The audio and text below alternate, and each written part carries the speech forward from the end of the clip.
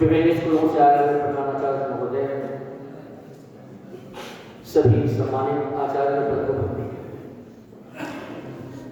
Shailendra Kumar Tiwari from आनंद राम कन्या सरस्वती विद्या मंदिर। मुझे जो टॉपिक मिला वो आनंदमयी शिक्षा है। शिक्षा का उद्देश्य बच्चों में विभिन्न प्रकार की क्षमताओं का विकास करना है। इन विभिन्न क्षमताओं के विकास के क्रम में उपयुक्त वातावरण का निर्माण करना सर्वाधिक महत्वपूर्ण कार्य होता है। किसी भी आचार्य के लिए यह जरूरी है कि पहले इस तरह का वातावरण निर्माण करें जिसमें बच्चों की ग्राह्यता, उनके संकलन की क्षमता पूर्वोत्तर बढ़े और अंत में वो एक समर्थ छात्र बनकर कक्षा से बाहर निकले।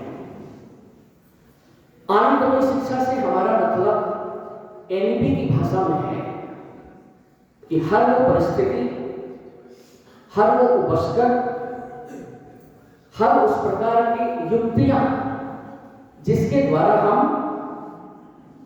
शिक्षा के अनुकूल वातावरण का निर्माण कर सकें। इसके लिए जो सबसे पहला स्टेप आता है वह आता है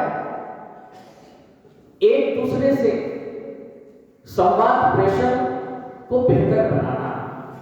अर्थात आचार्य अपने विद्यार्थियों को, भैया बहनों को जो कुछ देना चाहते हैं उसमें संवाद प्रेषण में इतनी कलात्मकता हो, इस विधा को हमारे विद्या मंदिर परंपरा में खास करके नीचे की कक्षाओं में हम देखते हैं कि वाटिका के भैया बहन के बीच में विभिन्न प्रकार के उपस्करों का समायोजन किया जाता है।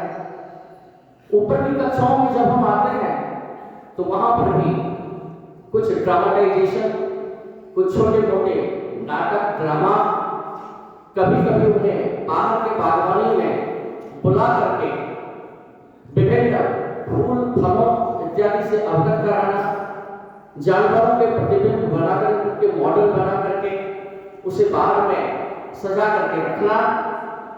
इसके लिए विभिन्न प्रकार के उपाय हमारे आचार्यों के द्वारा, दीदियों के द्वारा किया जाता है, लेकिन इसे और भी सशक्त और सक्षम बनाने की जरूरत है।